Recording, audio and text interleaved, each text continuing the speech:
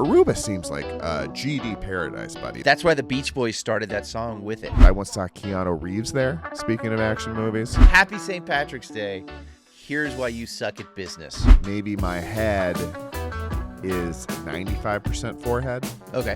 It is time for Fish of the Week. Fish of the Week. I'm feeling burnt today, man. I'm feeling burnt for the first time it's been a long, cold winter.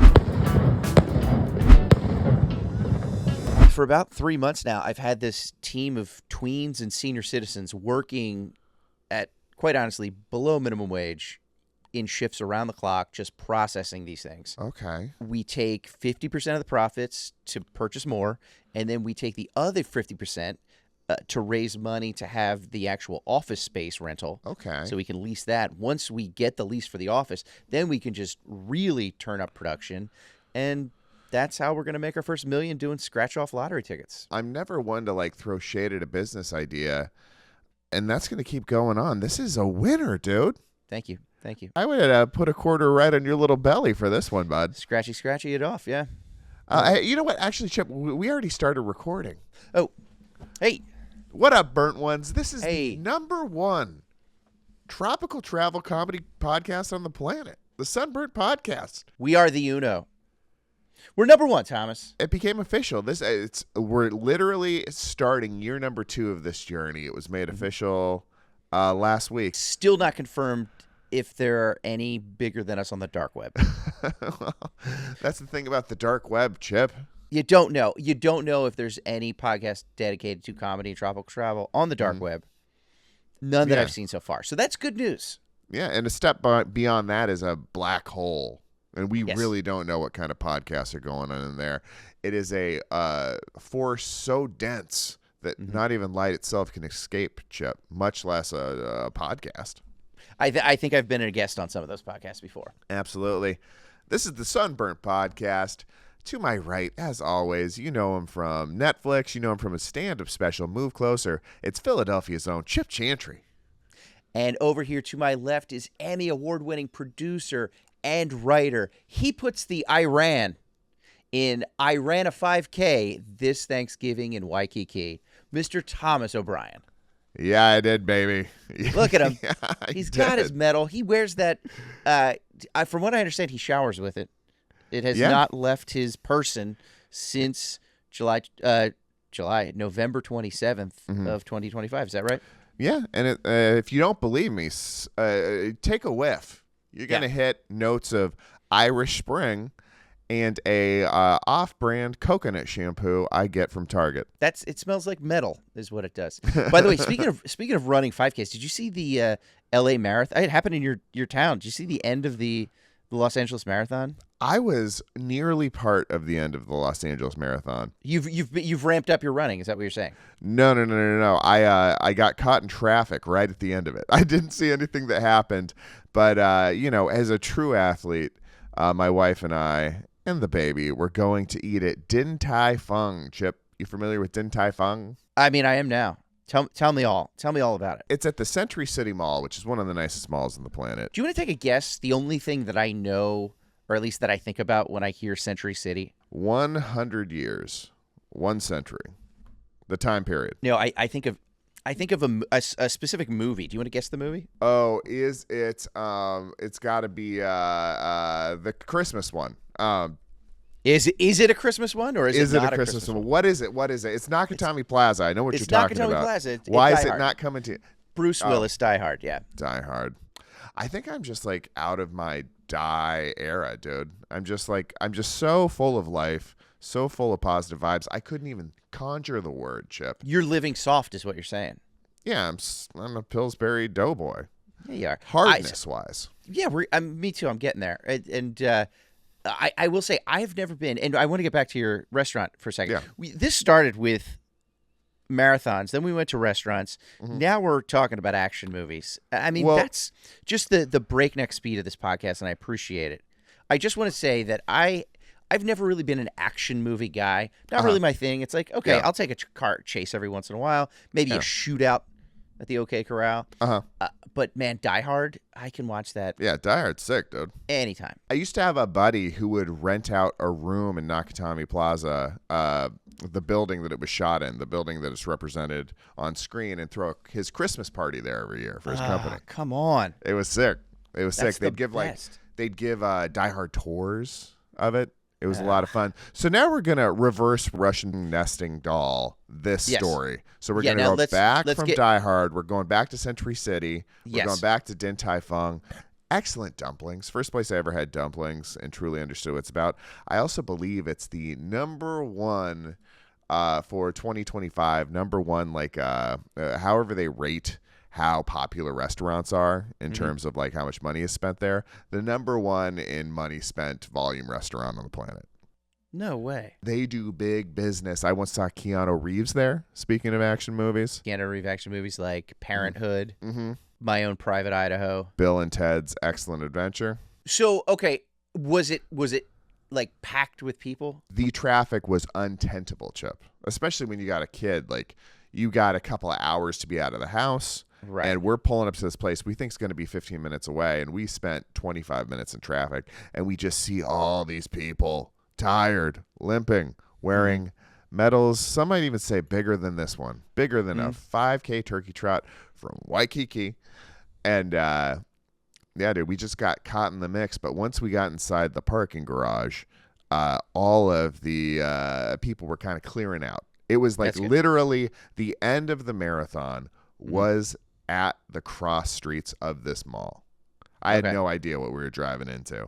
Yeah. So like I think it had just finished up, like the larger portion, but I believe you're talking about the actual finish line. So we're going to take one step back. We're putting on another piece of the Russian doll, and we're getting to you telling me about the end of the marathon. You know what? I wish I had more to say about it, because I feel like I was going to offer you information. I was going to ask you. I thought you might have known about it. It was like the guy he was, I think, ahead basically the entire race, right? And was coming in, and some dude just at the end, like photo finish, just came out of nowhere. And I think what happened is he even like with just a couple hundred yards to go, the leader like went the wrong way, like. Oh, no. And had to, like, double back a little bit. Like, he just went around some gates the wrong way and then had to, like, double back. And he ended up losing, I think he lost by, like, literally milliseconds to a guy that just came up from the rear after 26 miles. But I think I did read about this, that for, I think, the first time, the LA Marathon was offering medals if you hit the 18-mile mark. Everyone gets a trophy. Because it was going to be like 80 degrees or so in Los Angeles. City Angels, baby. So they were just like, we don't want people just keeling over left and right. If you make it 18 instead of the 26.2, we'll give it to you. Right. And, I mean, it's global warming. That's what's happening, Thomas, in our world. It's also global softening, Chip. It's global softening. I think I will say that is sort of a burnt one move. And I kind of liked it. They're like, go ahead. You know what I mean? Yeah. Let's relax those last 8 miles instead. Yeah. Let's, instead of really running and maybe passing out from heat exhaustion, let's just stop, stroll, grab a Mai Tai or two. I love getting in a situation where you can enjoy it, Chip. Yeah, exactly. I will say, though, the 5K turkey trot we did, Chip. Yeah. They weren't handing out medals at the 3 kilometer mark just because it was 75 degrees on November 26th when we ran. You had to do every single one of those Ks. You at least had to promise that you did all the Ks, because I think it would have been pretty easy to slip back in that line and just do the walk around. I think I would have just hit up in that banyan tree. Yeah. That beautiful, beautiful banyan tree. You do one loop, hop up in the tree, take a little snooze, hairstyle, like the tortoise in the hair, hop on down, and just cruise across that finish line. And I think you and I are both going to turkey dinner with some gold medals. Gobble, gobble. And I also think, getting back to this LA Marathon, I think what a wonderful opportunity to have a commercial for your direction app, right? You can say, this guy was using Waze. I was using Google Maps. Google Maps. He led the whole thing, took a wrong turn. I came straight down the finish line thanks to Google Maps. I don't know. I think that's it. I think that is a sponsorship waiting to happen, and it's money left on the table if not. Google, what up? Come on, guys. Let's get with it. Chip, we got to get to it. We are talking. I love chatting with you, but what a huge episode we have. What a huge episode we have. I got to stop talking to you so I can start talking to you. This episode is jam-packed, Chip. We've got a new list of top Caribbean beaches, and the results are, let's say, suspect. Yeah. St. Patrick's Day is coming up, and apparently New Jersey has been ready since January. ChatGPT is turning users into cartoons, and we are not looking pretty. Carnival Cruises just opened up a $600 million island in the Bahamas, and Shaquille O'Neal is part of the deal. New Yorkers are waiting for hours in line to get dinner and calling it a good time. We're going to hit the hypochondriac corner. We got a fish of the week. Fish of the week. And Clarence has been hiding in plain sight his whole life and is absolutely fine with you not knowing it. Mm-hmm. The good book, Chip. We're going to crack it open. Somebody made a drink so large it has its own beach. Yes, it does. And we are visiting the Trouble in Paradise hotline. You can leave us a voicemail at 310-845-6038 and let us know your wildest, craziest, most embarrassing, funniest travel story. We'll play it here on the podcast. You can call that number. You can shoot us a video telling us the story. And we'll, if we play it here on the podcast, we're going to send you a tube of Hawaiian Tropic, Chip. Woo. Beautiful, beautiful Hawaiian Tropic. Let's start to empty this tube right now. Oh, yeah. We're going to get an old-fashioned slather going. You can slather with us with the very sunscreen we use. That hits the nostrils, man. Oh, I was looking at that article of the top 20 beaches, dude. Yeah. It puts you in a good mindset. I'll tell you that. Just kind of like a little visual slather. Yeah, it is. Visual Slather is my favorite Third Eye Blind album, by the way. Oh, my goodness. Yeah. After Audible Marmalade, I think. Audible Marmalade was their second one.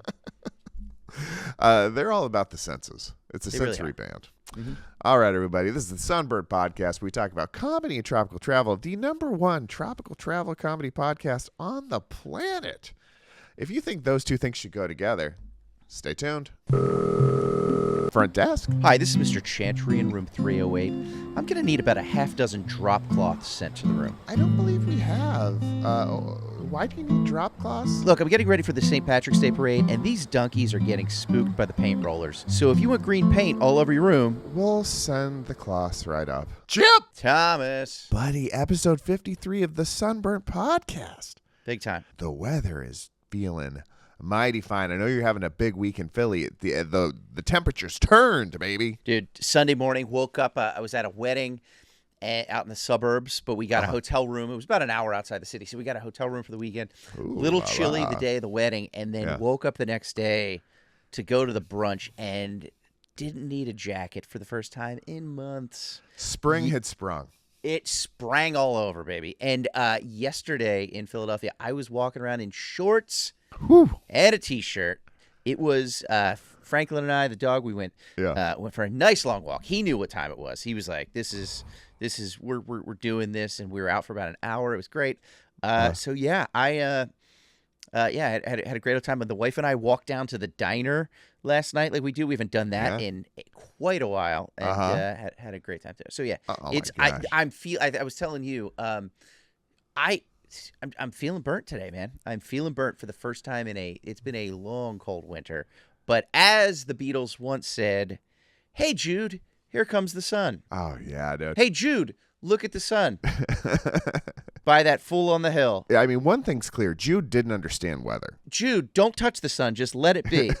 Jude, stop looking directly at it, Jude. If you don't stop touching that sun, we're going back to the USSR. That's what I'm saying. I think this might be the missing piece I wasn't calculating when I couldn't figure out Interstellar, Chip. Maybe that's what it was. Yeah. Jude was just up there knocking the sun around like a piñata. Mm-hmm. Do you remember where you were? Maybe it's here. Maybe we'll get it caught live on video. But do you remember where you were when you found out that the sun was not solid? Like you couldn't stand on the sun. It was just a ball of fire and gas. No, that's not a moment that really stuck with me.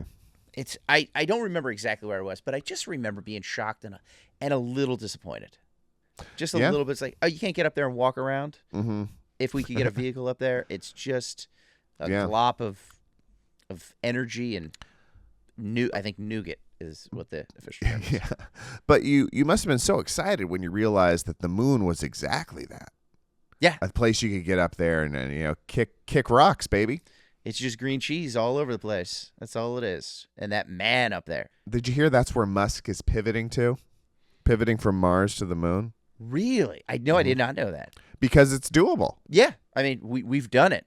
Yeah. We can get there. And his big plan is, at least the last time I read, is to put the energy factories or whatever, like get a bunch of solar going or whatever, use that as a base for harvesting the energy we're going to need to power our AI overlords. All right. I mean, sounds good. And God bless them, those AI overlords. They're going to put the man on the moon out of a goddamn job. Yeah. It's going to be the robot in the moon. I like it. I'm ready. Speaking about burnt, imagine how burnt you'd be up on the moon, you know? It's a real nice cocktail of someplace you haven't been before. That's about the biggest trip you can take as a human being in our collective experience. And it's just beauty. And there's a sea of tranquility. So there must be a beach right next to it, you know? There's got to be. If there's not a beach of tranquility, I will be irate when I get to the front desk. What's the point? Yeah. You can leave a comment card for Mr. Musk if there's no beach at the sea of tranquility. That's our Sunburnt promise. That's it. Boom. Stamp it right now. Guaranteed. All right, Chip. It's time to get cooking. We got too much to talk about. We're getting into For the Algo. For the Algo. Speaking of our AI overlords. Yeah, this is a segment where we talk about things so computers will like us and like this podcast and get them in front of you. We're doing this for you, computer.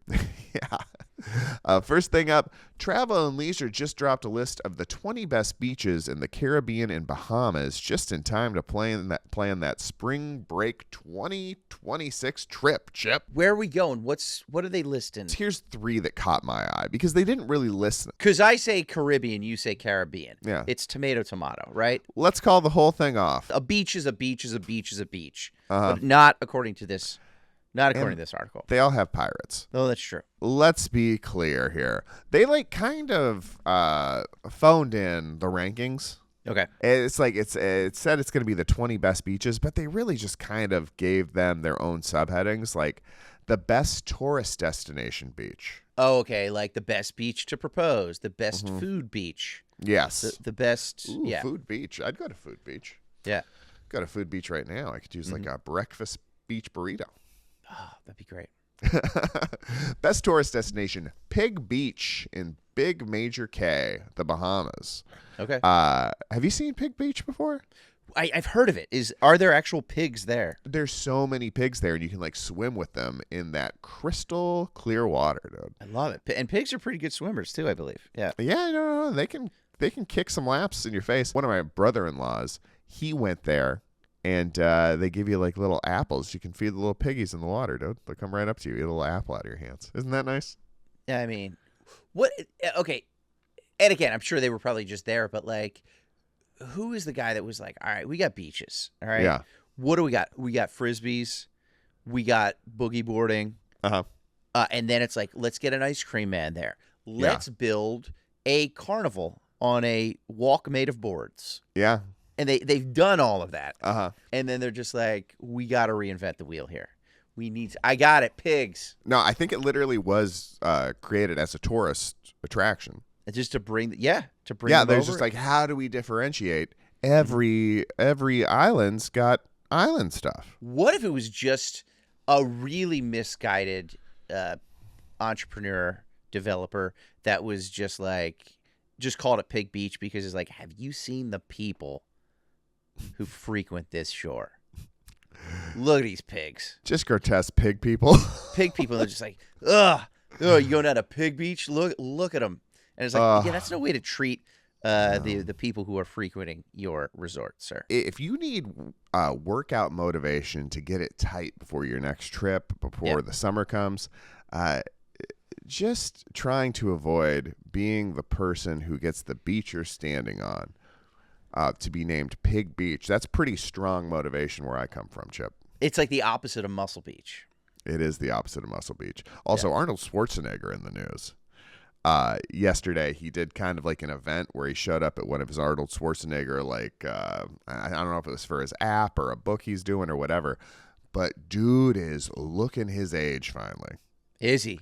Okay. Yeah, and he like tried to do this joke. He was walking through a door, like the audience is straight in front of him. He's walking through this doorway in the set to get to the place where he's going to do whatever he's doing. And he kind of does a thing where he like hulks out a little bit and pretends like his shoulders are too broad to fit through the door. And then he like kind of does a crab shuffle, turns sideways and walks through the door sideways. And it was supposed to be a joke, but just like he looks so fragile. Oh, it just looks hobbled. Instead of being like, oh, that's funny, I guess the audience response was like, we're pretty worried about this guy. Yeah. How old do you think Arnold is? I mean, the 60s, 70s, 71? somewhere around there. I'm going to say 71. Dude, can you believe Arnold's 71? If that's the case. The Terminator never rusts, but still, No. I mean, Commando, he is... I believe it's instead of the running man, it's now going to be just called the swiftly walking man. There was nothing swift or fluid about the walking he was doing in this video I saw. All right, got it right here. Take a guess. How old is Arnold Schwarzenegger? You people at home, let's play along here. 72. 72. Dude, he's this July. Mm-hmm. This July 30th coming up. Wow. Arnold will be 79 years young. You see, it's he's doing great for 79. For 71, it's a little worrying. But you just always assume that Arnold's just going to be Arnold. Yeah, and he's still sharp. He's got it all going on. Very, very enviable life. Yeah. But dude, the walking through the doors, it was not looking smooth. Yeah, it's a little hobbled. But still, you don't look at Arnold on any beach and go, Pig Beach. Yeah. All right. Back to the list. Underrated hidden gem, Caracas Beach in Puerto Rico. See, I love a hidden gem. I will go to any gem that is hidden. You do not like a well-known gem. I will say that is a difference to a certain extent between you and me. Mm-hmm. And by the way, no offense, this place sounds great. The dumpling place that you went to, right? Mm-hmm. And you're like, it was like the #1 restaurant, whatever, however you stated that. And to me, and again, I'm not saying I'm right. I'm wrong in this. I'm just like, oh, that's where everybody is. I don't want to go there. I need to go find some underground place where I can sit alone away. It's just like me and the owner's daughter doing her homework at the back table. Do you know what I mean? Like that's like that's the vibe that you know me in the spotlight, rubbing elbows. Yeah, and you also famously love getting the squirts. Love it. I mean, it's part of my weight loss diet. It's part of the journey. The Hershey, Pennsylvania squirts. I would. Have you ever been to Hershey, Pennsylvania? You've never been to Hershey, I'm assuming. No, but I know that you're from Pennsylvania. I've been to Philadelphia. I've been to Hershey many a times. A lot of chocolate going on there. A lot of chocolate. It is such a weird. It is a chocolate themed amusement park. So I mean, the whole town it's built around Hershey, Milton Hershey, I believe. Built this town around the factory, made the chocolate, the delicious chocolate, and then many years ago there was an attraction. It's a whole Hershey Park. It's a whole theme park, amusement park. Dedicated, and then adjacent to the theme park is the chocolate factory, the quote-unquote chocolate factory, which is this like basically tour that you can take, and it's like this little ride, like a slow-moving ride that shows you like the history and how the chocolate is made and all that. And then they just sell, like you go into the gift shop and they sell T-shirts and stuffed animals or whatever, but then they sell obviously chocolates. And, like, they will sell, like, they have these, like, novelty, like, oversized, like, 3-pound chocolate bars, like that. And it's like, you know what I want nothing more than, after a long day of being in the hot, hot sun, doing loop-de-loop rides, is 4 pounds of milk chocolate. That is a recipe for little tummies to be mighty sick. I haven't ever noticed that before, but that has to be like worked into their budget, like more than Disney or Great Adventure or whatever. Any other theme park, like there has to be a vomit budget. Oh yeah, no. There's a sanitation department that deals with bile. I think my wife and I, I think it was the first summer we started dating. Speaking of bile, the yes, marriage itself. We went, and it was like the first year we were dating. We were young. Went to Hershey Park. We had a great weekend. It was a lot of fun. Yeah. Went on all the rides. It was great. A couple years later, I'm going to fast forward maybe like 7 years. We're like, let's go back. Yeah. And we go back. We get all excited. We're like, let's plan it out. It's like this big new roller coaster. We're like, we'll go there first. We'll kind of right when the gates open, we'll go. Yeah. And we'll stood in line still for like 45 minutes, but we got on this ride. And it was great. It was just, boom, crazy, wild, upside down, loop-de-loops, the whole thing. And we both got off, and we were both just walking to, like, basically the next ride. And we're just, like, both kind of quiet all of a sudden and just kind of. And then we just look at each other, and we're like, are you okay? And she's like, no. She's like, are you okay? I was like, no.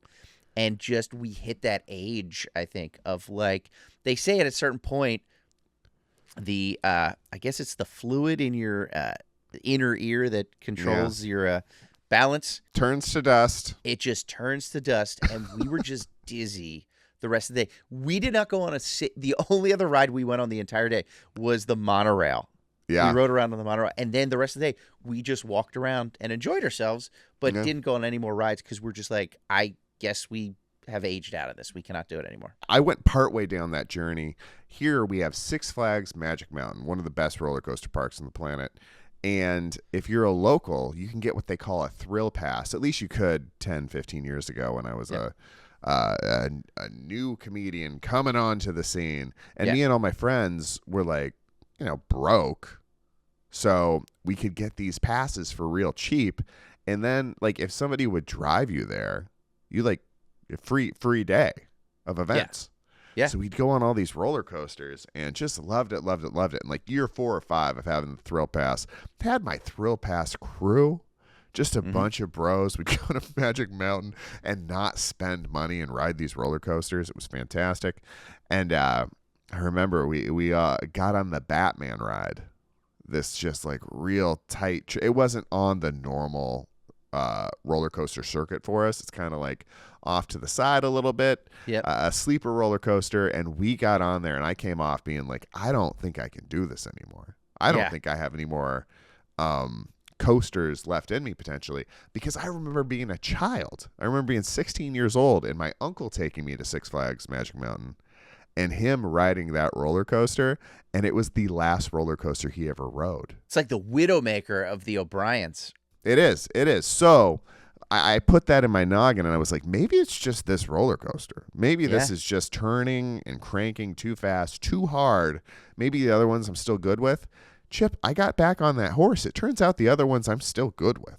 Really? Mm-hmm. It's just was the Batman one the one, because there was one at Six Flags Great Adventure in New Jersey, where is it the one where you dangle from it rather than like being on it, or was it just a regular? I want to say that's true. Of that one. Like your legs kind of. I think I remember being shocked and jolted prom weekend of 1994. Yeah. Oh, you'll never forget your first time on prom weekend, Chip. Let's say more than one shocking ride that weekend. When you get very intimately close with a bat man. With a man. It's a bat. Okay, so the best beach for families.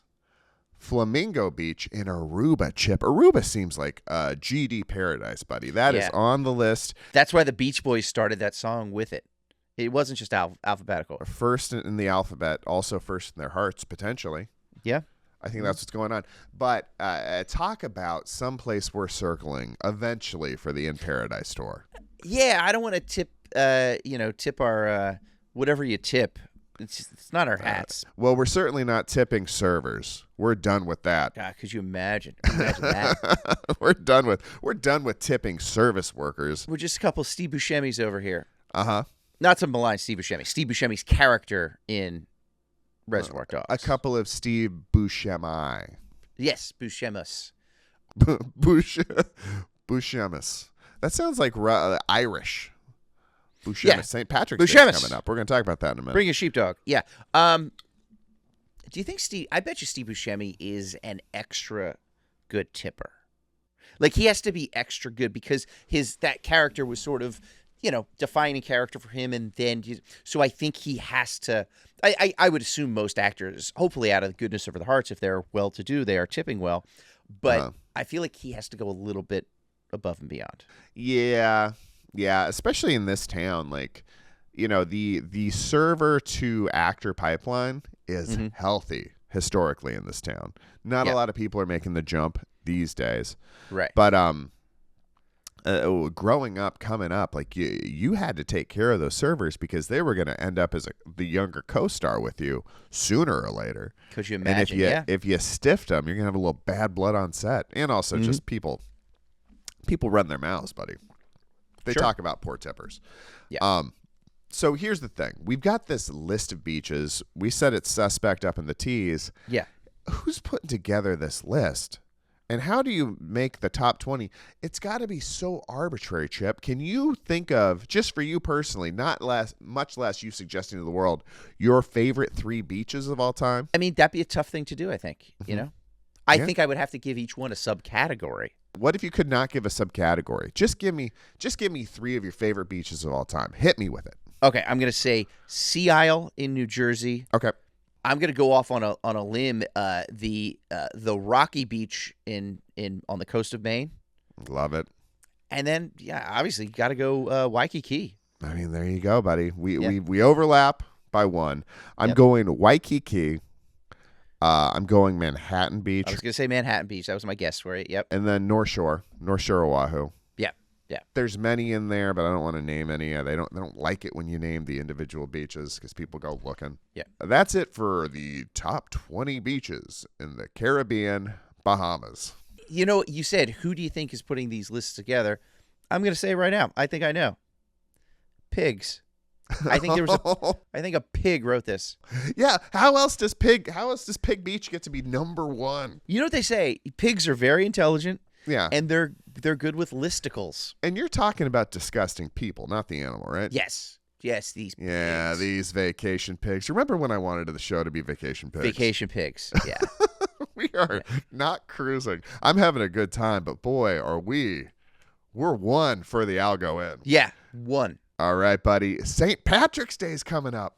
Here we go. St. Patrick's Day is coming up. Top of the morning to you. Top of the morning, Mr. O'Brien. If top of the morning means dealing with a 9-day hangover. Yep. Travel and Tour World is reporting that the best places to celebrate St. Patrick's Day around the world are Dublin, New York, Boston, Chicago, and naturally, Buenos Aires, Chip. Okay, if you gave me a list of 100 guesses of cities, I would have said Dublin. I would have probably said New York, maybe Chicago. Was there another? Oh, Boston, of course. Yeah. Buenos Aires has one of the largest St. Patrick's Day celebrations outside of Ireland. Really? Yeah. You haven't lived until you've tangoed on a belly full of Argentinian corned beef, Chip. I guess not. Do you know anything about Argentinian leprechauns, Chip? I don't. Lay it on me. They want your suerte charms. This article was all about the best places to celebrate. But why not talk about another place to celebrate St. Patrick's Day? The Garden State, Chip. You know anything about Garden State St. Patrick's Day? Dude, I'm going to be over in the Garden State tomorrow. Love a few days before St. Patrick's Day. Uh-huh. And then I'm getting out of town. I will say that. Yeah. Dude, they do it right in New Jersey. You're going to be there in the middle of St. Patrick's season. And I think that's the operative word is not St. Patrick's Day, it's St. Patrick's season. That's what I'm saying. They have a shocking number of parades and celebrations. According to NJ.com, various towns across the state are hosting festivals throughout March. And that begs the question, how many weeks do you think St. Patrick's Day should be? I feel like it should be less than Christmas, but it's not. It's a real dangerous, slippery slope. Like, St. Patrick's Day kind of has to be one night, in my experience. Right, like Halloween to a certain extent, right? Yeah, exactly. Yeah. It's like you can't eat a pillowcase full of candy 9 days in a row. Well, I can, but most people can't. Chip, you have to disclose. That's why you get on them cavities. Yes. Mm-hmm. That's why it is. You can do it, but you pay the price. I 100% do. Yeah. And then if you go on a roller coaster, you have tummy troubles. I forget that St. Patrick's Day sneaks up on you. Oh, yeah. Because we have something in Philadelphia called the Erin Express. Are you familiar with this concept? No. Okay. Thank your Suerte stars. Charms. That you don't know this. Because what it is, and I will say, I did to a certain extent partake in this when I was a 23-year-old probably. Yeah. But what it is they basically bus in a bunch of people, generally from the suburbs. Uh-huh. And they just take them on this like sort of bus pub crawl. Yeah. So it's just like, but it's like the 2 first Saturdays basically in March. So it's not on. If it was St. Patrick's Day, it's like, okay, great, just do your thing.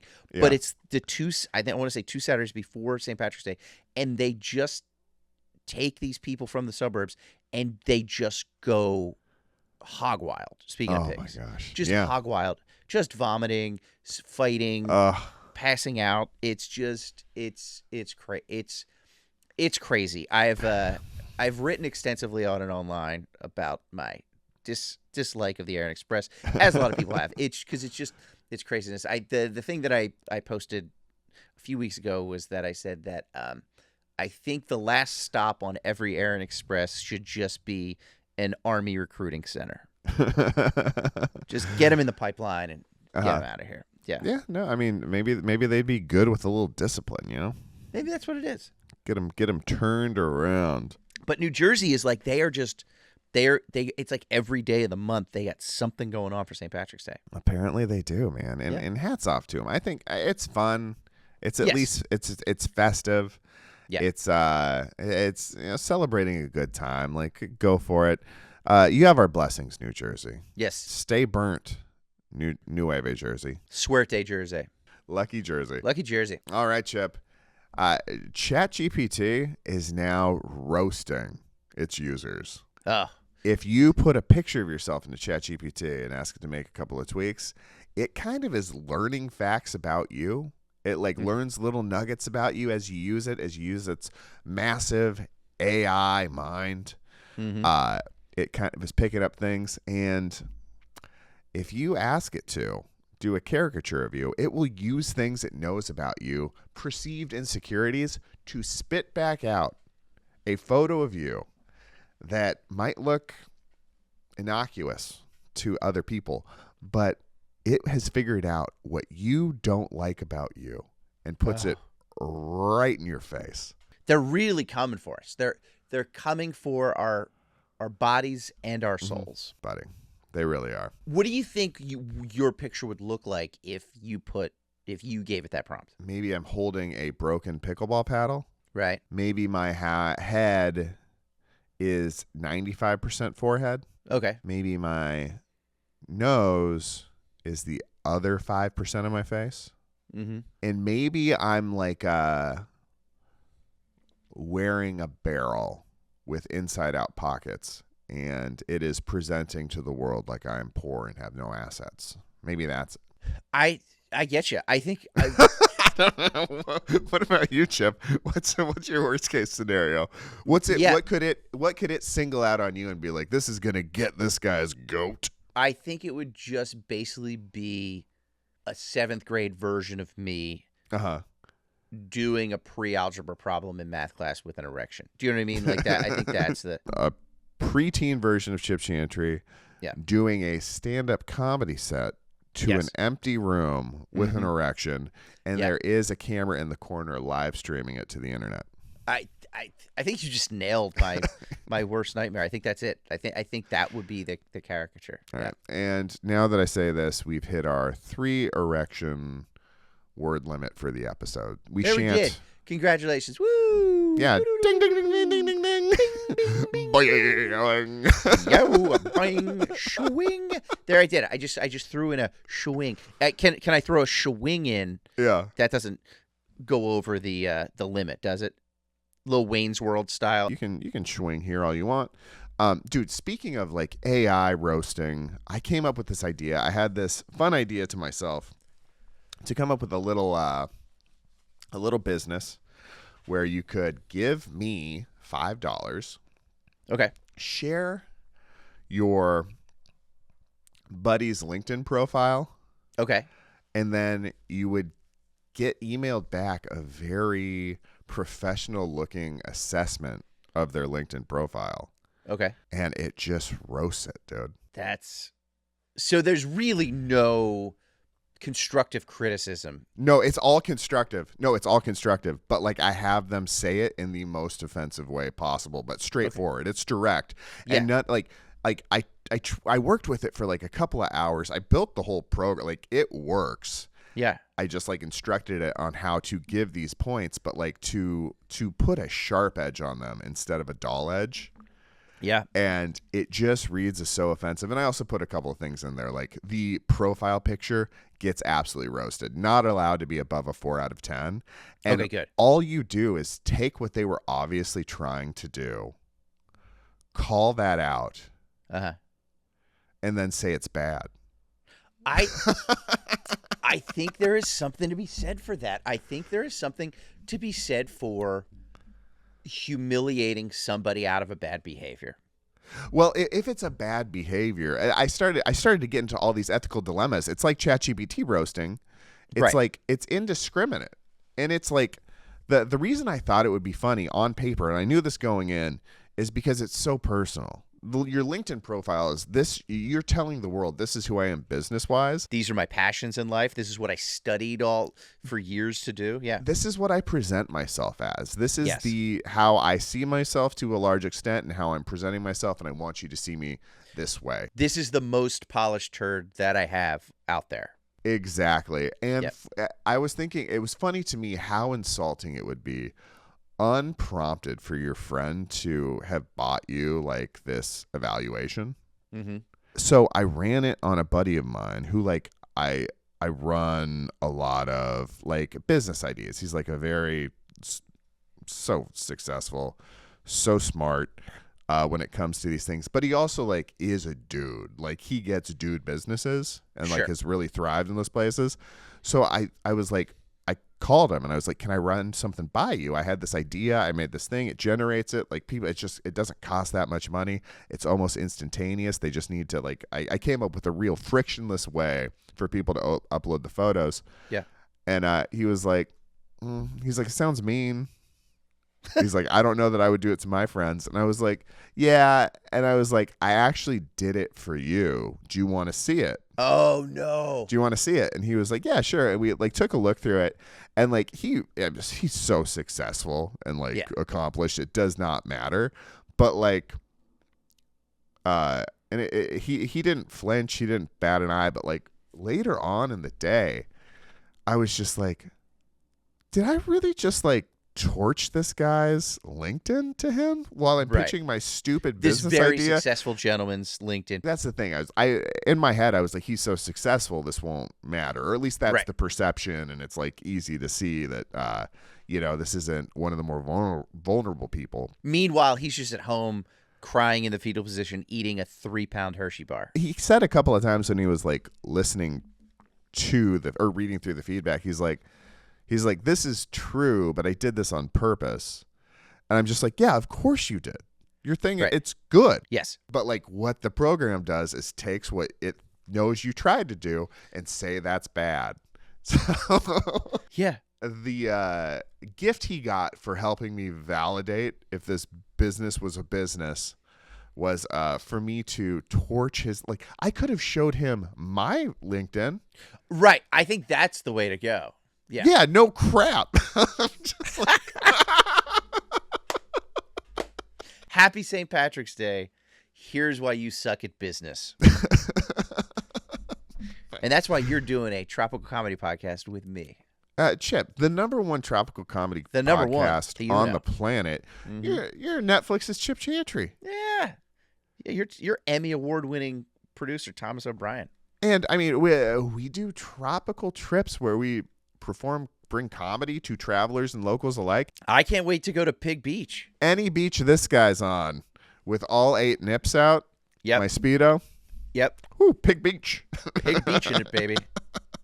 Okay, this is a big one, Chip. Carnival Cruise opens a $600 million celebration key in the Bahamas, according to Travel Wires. Carnival just spent more money on an island than I'll make in 600 lifetimes, Chip.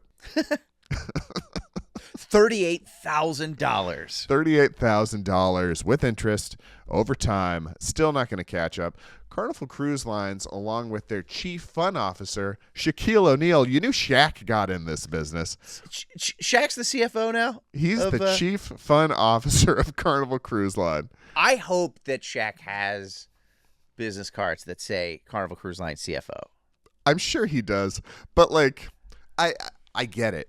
He's a fun guy. He's trustworthy. He's super successful. He's super likable.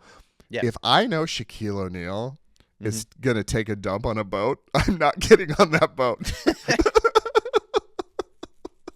Here's my question. Do you think... Chip. Yeah. That's a big movement, man. Yes, it is. And it's just a big man on a boat. Like, it's just a lot. Like, I'd be like, is he portside now? Where is he? Yeah. Is he on the stern? Yeah. Oh, it's the Shaq tilt. Yeah. How bad would you, let's say you had a business, like a business, let's say, that torches people's LinkedIn, whatever it might be. And you went to Shaq to ask him if you could hire him to be in your commercial. And he said no. How bad would you feel about your idea?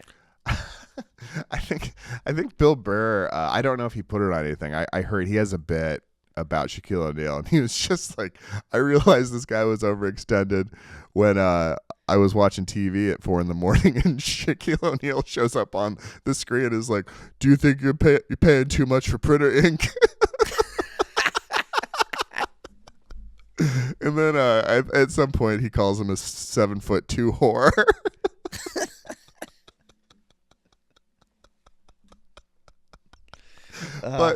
But you don't get to the C-suite without cracking a couple of eggs. No, so you don't get to be chief fun officer of Carnival Cruise Lines. Yeah. No, and beyond, because they got the celebration key. It's not even a cruise. So they're building their own island. They've built their whole island. Spent $600 million on it. Yeah, in the Grand Bahama Island. Yep. The new port is designed to be a perfect beach day destination, offering something for every type of traveler. The Starfish Lagoon, a family-friendly zone with a 275,000 square foot lagoon, splash pad, sports courts, and gigantic urine filtration system, dude. I am so glad that the Starfish Lagoon is a family-friendly one. I know. I would not want to know if it was not. That's named by Limp Bizkit's Fred Durst. Fred Durst. It is a triple entendre. Yeah. He is the CSO, the Chief Starfish Officer. The Chief Starfish Officer. Everybody has to treat themselves as their own CSO. You are the chief officer in charge of your own starfish. Yes, that is true. Or else things can get dicey. Be the starfish you want to see in the world. Yeah. They also got Calypso Lagoon, an adult-focused retreat with a second 275,000 square foot lagoon, a DJ island, and the world's largest swim-up bar with 166 in-water seats and a gigantic urine filtration system, Chip. It's tremendous. And then there's Pearl Cove Beach Club, the largest adults-only cruise retreat featuring an 11,000 square foot infinity pool, luxury cabanas, super villas, upscale dining, and that chemical your uncle put in his pool that turned purple if you peed.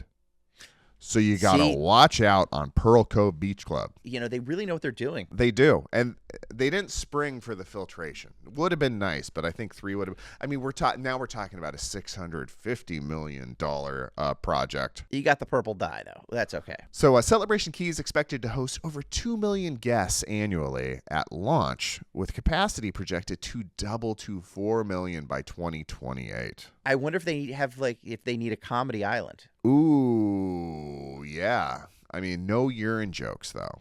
Oh, that's what I would say. I would filter those all out. Yeah, so, I mean, I don't know, dude. It's like we've talked about it. A lot of people have a stigma against cruises. Maybe this portion that's just on an island is another, feather in the cap, a reason to go, a reason to experience that. That you get to have this other experience too, but it just sounds to me like it's all in the name of good fun. And if you get on with the right attitude, you're going to have a good time as long as you don't get that norovirus. No. You don't want that. I don't know why they did this, but Princess Cruise Lines actually, I was just reading, had off the coast of the Bahamas, they have Norovirus Island. Oh, wow. It's norovirus themed. You go, there is a 160 seat swim up infirmary. And I mean, there's fun to be had, but it's a different kind of fun, Thomas. It's not the pit, it's the pool. Yes, it is. Yeah. It's the pit of my stomach. All right, baby. And the last for the algo we got here, dude. New York City residents are waiting in line, baby. They are waiting in line. There's a new trend where restaurants are doing away with the old reservation system. Okay. If you want to get into the hottest restaurants, you got to show up and wait 2 hours, and people are having no problems with this. It's so funny. I picked this because I knew it would be an affront to your basic standards, but you already brought it up earlier.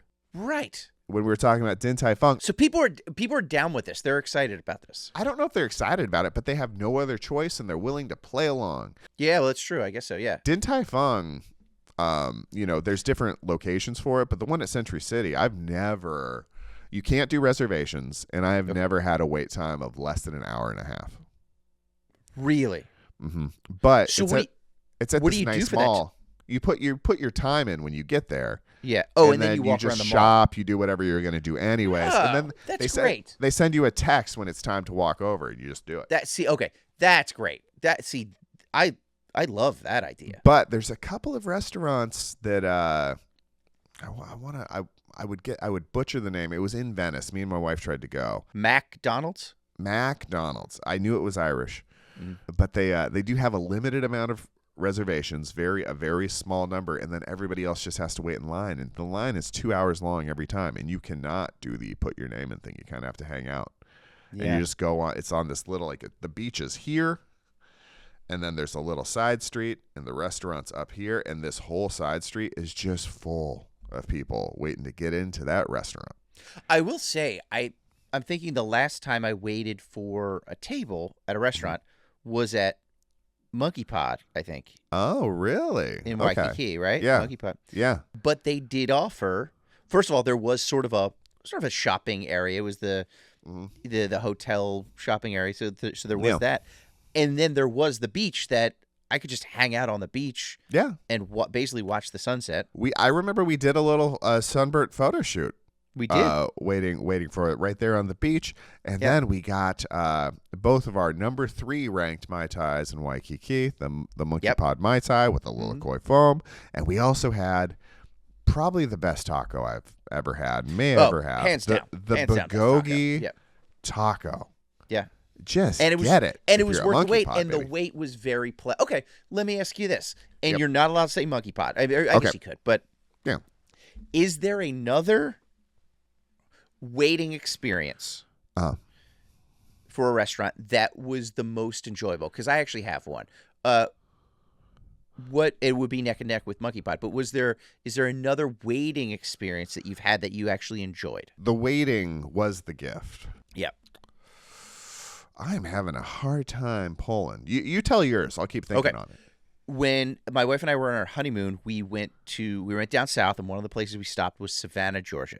Mm-hmm. And the first night we were going to stay in Savannah, we had a hotel reserved for a couple days, but we got there a day early, so we stayed about 8 miles outside of town. So you're sort of in the sticks of Georgia here, right? Yeah. And somebody was like, "Oh, you got to go to the seafood restaurant."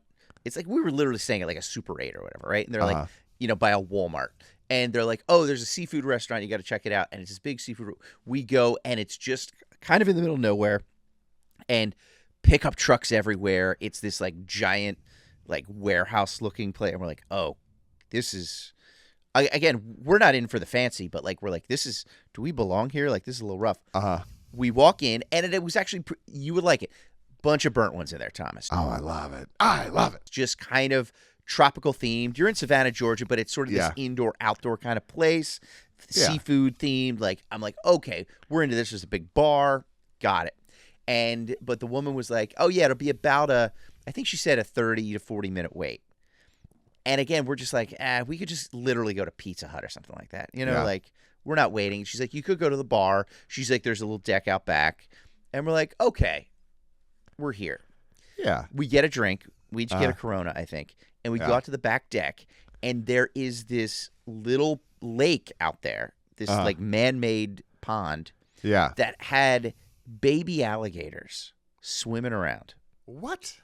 Just swimming around, these baby alligators, because we're in the marshlands of Georgia. Yeah. I think you could even like feed the baby alligators or whatever, or at the very least just take photos and all. And they're just these little alligators swimming all over the place. That's so fun, dude. It only took like 20, 25 minutes to get our table when they called us. And we were like, damn it, we want to stay and just watch baby alligators swim around a little bit more.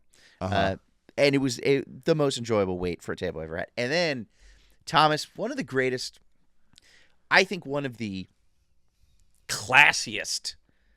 moves I've ever seen. This was great. We got seated, and you're getting all the like, lobster, crabs, shrimp. It's all of the stuff. Everything the alligators can't touch. Every table had a hole in the middle of the table. Yeah. With a trash can underneath it. That you just throw your garbage right in the table hole right there to get rid of all the shells and all that stuff. I mean, classy is how I would describe that. Classy. That is a black hole. At your restaurant you're at, did they have a dumpling hole? No. Okay. No, just it's a BYO dumpling hole, if you know what I mean. Okay. All right. And then also you have to be your own CSO there too.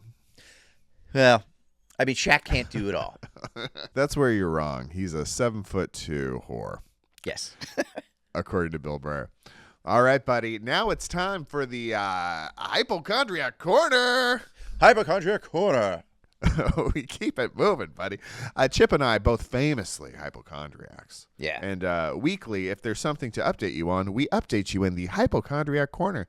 This week, Chip, do you have anything to touch on? Okay. Sometimes, as you know, sometimes our hypochondria will bleed over. Hopefully not too bloody. If we're really bleeding, that's a tough week. It's a tough week. It bleeds over into our social lives, which isn't always good. Not great. I went to a wedding this weekend. Great wedding. Yep. So much fun. I think we were out in the suburbs, and we stayed for the wedding, and then everybody was invited to the brunch the next day. Yeah. At the same location, at this big venue. It's a beautiful venue. And I have to say, as great as the wedding was, the hors d'oeuvres were amazing. Dinner was great. Such a fun time. Had a band. The brunch might have been the high point. I love a nice brunch, and it's something that you can scale. You can bring a brunch places. A bunch of people can eat. It's going to be great. Yeah, and they just had all these, and it's this big, beautiful ballroom, open, like windows everywhere. It's just bright. And they just had all these stations everywhere. They had 2 omelet stations. They had like a yogurt parfait station. They had Sony PlayStation. They had Sony PlayStation. They had Power Station, the Duran Duran Robert Palmer 1980s band playing there. Wow. I'm not even a bacon fan necessarily. I don't really. I didn't know that about you. I love the smell of bacon. Mm-hmm. I don't need the taste of it. It's great. It's fine. Like I'll have it, but it's like people just go so crazy over bacon. I'm like, calm down. They go bacon nuts. But literally, they had bacon dangling from these, like it was basically clotheslines of bacon. Yeah. And they had like chocolate dip bacon and maple bacon, all this stuff. But you just pull it off the clothesline a bit. It was crazy. Anyway, I was standing in line waiting for my delicious omelet. And this woman, another wedding guest, was standing next to me. Mm-hmm. I'd put her at about 60 or so. Yeah. She's somebody's aunt. I don't know who she was. Yeah. But she's standing directly next to me, and she just starts coughing, like just openly coughing. Geez. Like, I think maybe she was covering her mouth a little bit, but it was for show. It wasn't. I want a full vampire. Exactly. Yes, I want a Transylvania. Mm-hmm. Back during the pandemic, obviously that was a much higher stakes back then, right? We all lost our minds. Exactly. I would make it a point to like walk away from somebody. And sometimes even let it be known that I'm walking away from them. You know what I mean? Like, all right, we're getting out of here. Like, stop being a jerk. I am removing myself. I wanted to do this to this lady, but I didn't want to hurt her feelings at the same time, even though I was like, she's delivered. And but I tried to do it very subtly, and I just sort of like sidestep like 3 steps over, because we're kind of in this open area, so it wasn't a big deal. And she just looks at me because she goes, "I have asthma." And then I felt like a jerk. Yeah. But I was like, also, you can have asthma and cover your mouth too. You can also do that. But I thought I was very subtle. I didn't think she would notice what I was doing because like it wasn't like a tight line. But apparently she noticed, and I felt kind of bad. Yeah. But I will tell you, it did not dampen the delicious fluffy omelet that I had. I will say that. Yeah, because you didn't order it with a side of germs, Chip. No. You got that clean omelet. This week, I actually did pretty well, Chip. Yeah.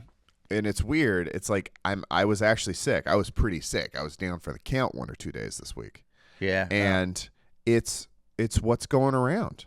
Yeah. I know what it is. So I'm fully sick. I know exactly what it is. And it's like almost a reprieve. See, absolutely. I love when that happens. Like, I mean, I don't love being sick, but like when you know what it is, you're like, all right, I got it. Going to be a couple days. Going to be a couple days. If you can rest up, I know, we're busy people. You got the kid. Yeah. But it's like if I can have a day or two to just chill out, it's like, okay, got it. Boom, done. Yeah. So sometimes it works out, and it works out in ways you don't expect. Yeah. You actually get sick, and it's the only time I'm not worried about getting sick. Exactly. And we're on the swing up. It was a quick one. Good. I recovered quicker than I even anticipated, and here we are, dude. But hypochondriac corner is slowly getting a rounded edge. It really is. I think we're going to see that. Yeah. But can you feel what's coming next, Chip? Can you feel the some tides? Vibrations? Can you feel the ocean? Coming. Can you feel the coral sandy floor? Chip, it is time for Fish of the Week. Fish of the Week. Every week we single out one saltwater superstar to be our Sunburnt Fish of the Week. Our hero of the deep. Thomas, I want to introduce you to our fish of the week. Oh, I can't wait.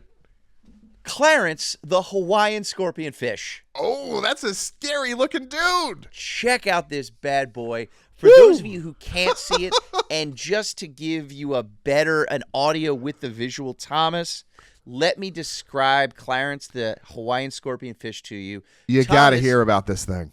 Just like Luke Skywalker learning the Force, I don't want you to use your eyes. I want you to use your ears. Close your eyes for a second, and I want you to think of your least favorite uncle. Okay.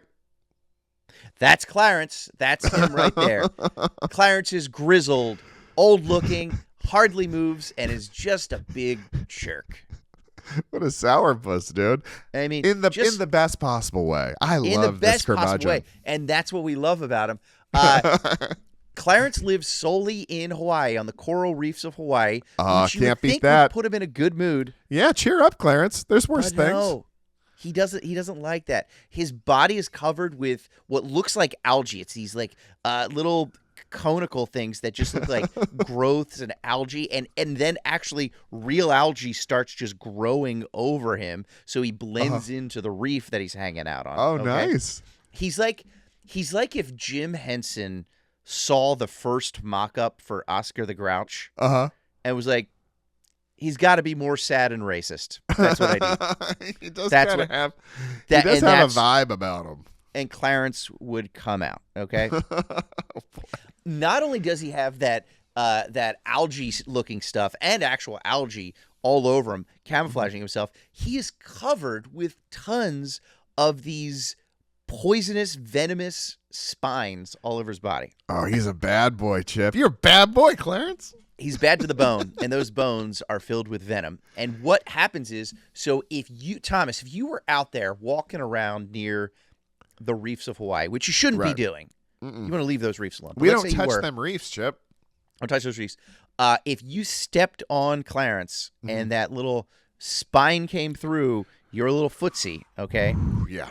It would give you what they say is possibly the worst pain that you have ever experienced, Thomas. Second only to when you went to see The Love Guru in the theaters. Mike Myers stinker, dude. So literally, just like your uncle, Clarence basically has a "Don't Tread on Me" T-shirt on. Literally. Oh, okay. with freaking punishments for treading. Now, here's why I love Clarence so much. He's just so anti everything. Yeah. And I love it. This fish, Clarence, the Hawaiian scorpion fish, doesn't even have a swim bladder.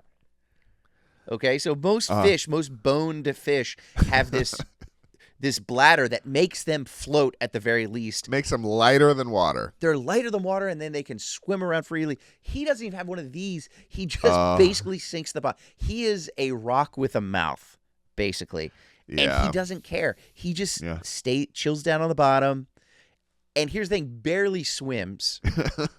He just chills out, okay? Oh, my God. Clarence. Hours, even days. You're like, how does he eat? How does he hunt his prey? He just waits for it to come, just like your uncle waiting for the Uber Eats driver to bring that Papa John's along. Oh, okay? Mama. He literally just sits there, waits for like a little fish or a little shrimp to swim past. Yeah. And then, boom, just like at Thanksgiving dinner, he opens his mouth and something terrible happens. He pounces. He has his little dorsal fins, and then apparently they even get these little growths underneath it. He just sort of like moves quickly with these creepy little fins across the water, but he just waits for these little fish to go right in front of him because they just think he's a rock, and boom, grabs it and has a. Here's why. Your least favorite uncle, Thomas, sucks. And so does Clarence. Literally, he can make his mouth a perfect circle, which is the perfect suction shape, as we know, and just will suck in these poor, unsuspecting creatures. He even has, just like your uncle's beer belly, Thomas, Clarence has a stomach that can distend so far, he can literally eat a creature that is almost as big as himself. He just opens it up like a pelican's beak, and just his whole body just takes it in. So that'd be like me eating a chip chantry. Yes. Yeah. Could you imagine? Just boom, and I'm like, Thomas, can you let me out? And you're like, no. Now here, and the last thing I'll say about our new favorite hero of the deep, and deep he is. By the way, he grows to be about 20 inches long. And nice. That's a nice length. Yeah, he's a big guy. And he just stays down there on the ocean floor on those reefs. And here's the craziest part. That gross skin that he has, he regrows and sheds that skin, basically molts, every 2 weeks. Oh, man. Brand new Clarence. He sheds that old skin and starts a brand new one. Thomas, just like your uncle, every 2 weeks he's got like a new identity. Oh, my God. He's like, I'm a truck driver. I do drywall. I sell Cutco knives. You're like, all right, stop reinventing yourself, Uncle Mike. This is Clarence, and every 2 weeks he gets to reinvent himself. But why would he? I don't know why Clarence has to reinvent himself, because I just love him the way he is. Oh, no, he's We love perfect. you the way you are, Clarence. Clarence, the Hawaiian scorpion fish, you are our official fish of the week. Oh, Clarence, what a star. Come What a on, star. let's hear it for Clarence. Clarence. Oh, scorpion fish, baby. Scorpion fish. What a curmudgeon. What a beautiful it's like he's kind of a jerk, but he's our jerk. He's a lovable curmudgeon. He's the Dabney Coleman of the ocean. Based on everything I know about Clarence, a Kim Chantry all-star. Oh, she would love Clarence. Yes, absolutely. Got a lot of the things she's looking for in a platonic just an old man, just a grumpy old man. Yep. Mm-hmm. Oh, that's beautiful. Absolutely. Dude. Unbelievable. Clarence, our hero of the deep, fish of the week. Yep. Chip, the fish of the week just wrapped. You know what it's time for, dude. Let's get into the good book. The good book. We're losing our mind. I love it. I love it. Thomas, I need some greatness in the world. Yeah. I need you to lay on some Guinness Book of World Records for me right now. Well, just like the internet films you watch, it involves a Danish doctor with a very large chest, Chip. Boy, somebody's been on my search history. I know. But the only difference is this guy can hold his breath forever. Chip, I need you to guess the longest distance swam underwater in the open ocean on just one single breath. It's going to be in meters, buddy. I'm going to go 200 meters. Chip, that's unbelievable. That is unbelievable. The record is 202 meters, buddy. No way. Yep, 202. So close without going over. Price is Right rules. You've locked it in. Whoa. But for context, just to show. I mean, so first of all, 200 meters. I'm thinking I'm terrible with first of all the metric system and eyeballing that distance. That's a long. I'll break it down in terms you can understand. Break it down. That's over 2 football fields, Chip. In the open ocean. So you're not even just in a swimming pool where you're dealing with all the tides and the dust and such. No, you are out there. So visualize this. If he was in Philadelphia, he'd swim from the end zone of Lincoln Financial Field through the parking lot and halfway into the Wells Fargo Center without taking a single breath. That is gigantic. So's this guy's lungs. Yeah. It's Stig Severson, a 47-year-old Danish doctor with a PhD in medicine, hit the Mexican coast in 2020 to tell COVID, "You're no match for these lungs." Oh, no. To hit his mark, Stig had to train for 9 months in a pool, dodging Marco Poloers before attempting the distance in the unpredictable ocean currents. Wow. Stig has a literal biological advantage. His lung capacity was measured at 14 liters. 14 liters, Chip. One breath he can take in 14 liters. That's 7 bottles of soda. Well, it's almost exactly double the size of a normal human being's lungs. How is that? Is he a gigantic man? No, normal sized man, but it's kind of how you have double the butt breath capacity of a normal person. Yes, I see where you're where going. You can take in more gas and pass more gas. Pass than it. Just like anybody I've ever met in my whole life. Sure. Paradoxically, Stig grew up as a kid with severe asthma. And he actually started breath holding because he found that not breathing was the only thing that made his lungs feel better. Isn't that horrifying?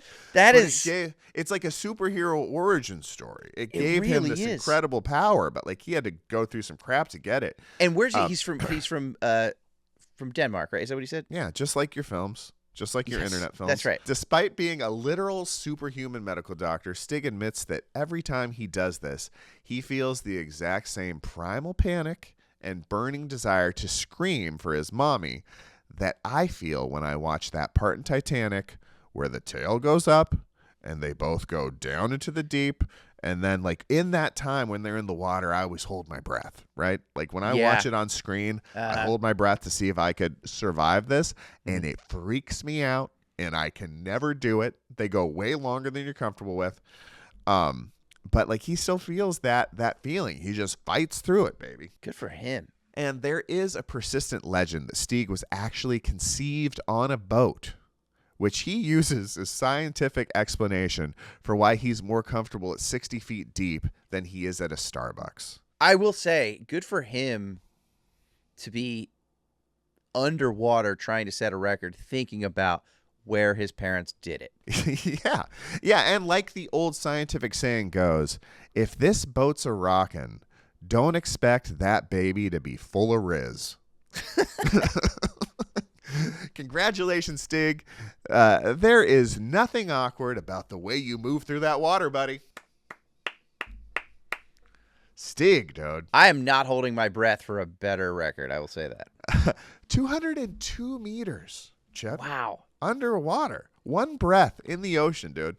That is wild. That's incredible. That's wild. Double the lung size. Congratulations, Steve. Yeah. And congratulations on your wild butt breath capacity, Chip. Thank you. Someday it will be documented. Yeah. If you set a record with it. Mm-hmm. All right, Chip. That's mine. What's your world record this week? What do you got from the good book, buddy? Well, Thomas, this podcast, we're getting closer to the end. Yep. Of the episode. Yes, of this episode. It's getting to the end of this episode. I'm going to be honest with you, Thomas.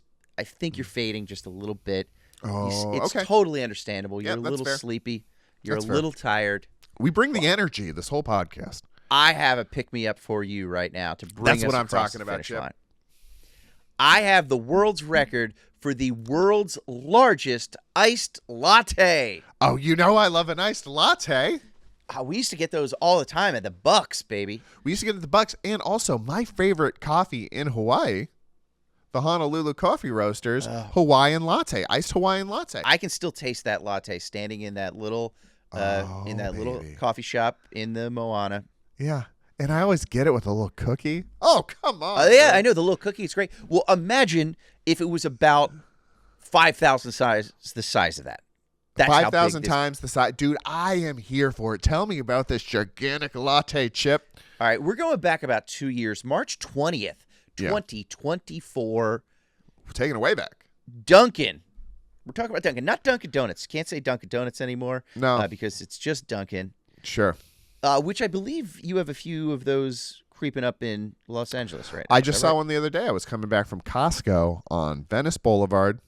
Yep. Or Washington Boulevard. Maybe it's Washington Boulevard. I take it back. It's Washington Boulevard.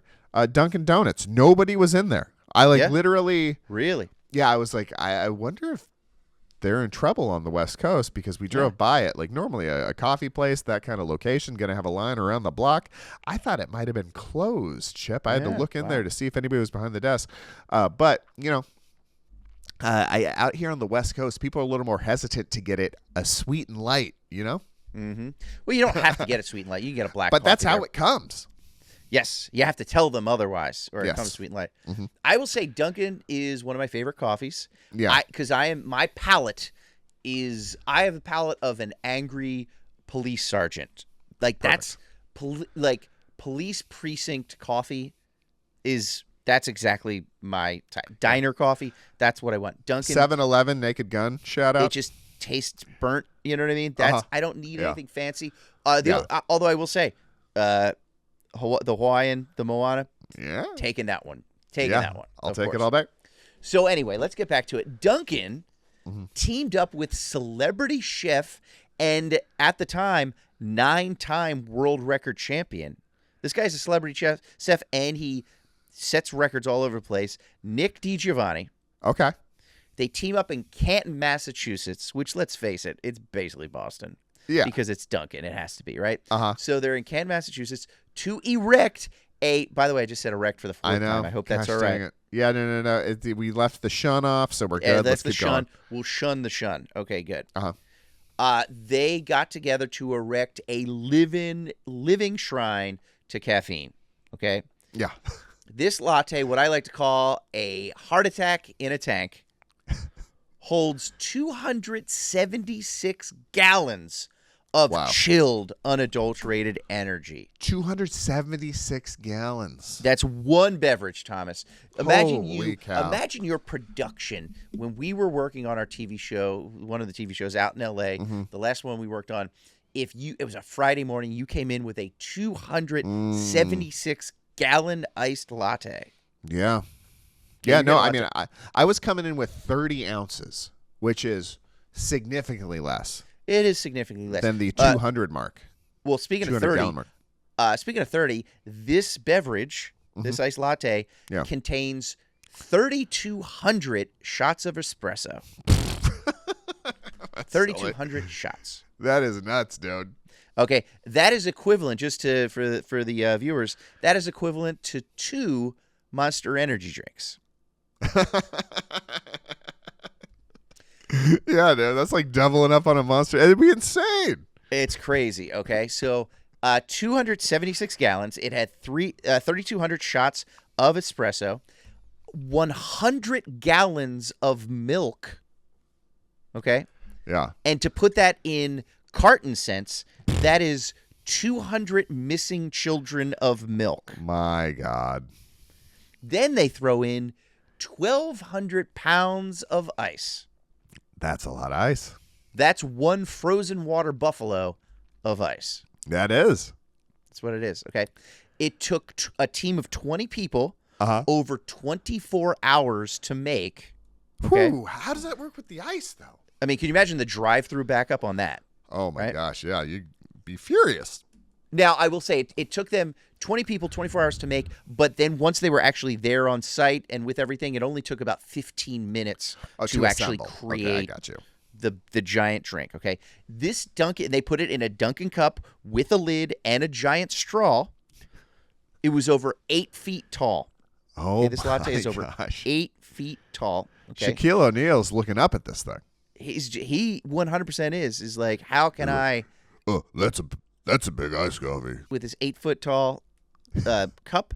Yeah. The Uber Eats driver was not happy. Ooh, no. They hate it, especially if the lid is a little faulty. Little off. I mean, that Yeah. is just going to drench his Toyota Celica. Yeah. Okay. I will say that now that it is official, congratulations to celebrity chef Nick DiGiovanni and Dunkin'. Dunkin' is actually offering this size, the 8 foot, 260 gallon iced latte. You can purchase it. You can just go in next time you go into that Dunkin'. That's not busy. Go in, Thomas, and you can order when it comes to lattes, a small, a medium, a large, an extra large, or a Gronk's casket of latte. Be like, what size iced latte you want? Be like, I'll have the Gronk's casket, and they'll give it to you. Yeah. I Legendary. will say once again, congratulations to Duncan and to now 10-time world record holder Nick DiGiovanni. But I will say, after he constructed that 8 foot tall, 260 gallon iced latte world record setter, he immediately set an 11th world record for finding the world's closest toilet. You got to, dude. You really have to. There's no way you can't. Well, congratulations, Nick D. Congratulations, Dunko. I think you're thinking of Donnie Dunko, the time traveling coffee salesman. Yeah. That's it for the good book. That's it for the episode, really. I just want to thank everybody that reached out and shared kind words with us for the 1 year anniversary, like the burnt ones that shared a message. It really, I don't know. I wasn't expecting any, and to get like a ton coming through was I don't know. It just hit me. So we're very grateful for everybody that's going on this ride with us. We have the most fun doing this. We hope it's a bright spot in what can be sometimes a dark and weary world. We want to be that Pig Beach in the that where the sun opens up a little bit. We want to be that solid sun warming your world in the sky that's not a hydrogen reactor. Right. It's just a place you can visit. It's warm. It's tropical. And, keep your head at the beach, baby. This is the Sunburnt Podcast. Until next time, stay burnt. Stay burnt. Front desk. Hi, this is Mr. Chantry in room 308. I'm going to need about a half dozen drop cloths sent to the room. I don't believe we have. Why do you need drop cloths? Look, I'm getting ready for the St. Patrick's Day Parade, and these donkeys are getting spooked by the paint rollers. So if you want green paint all over your room, We'll send the cloths right up.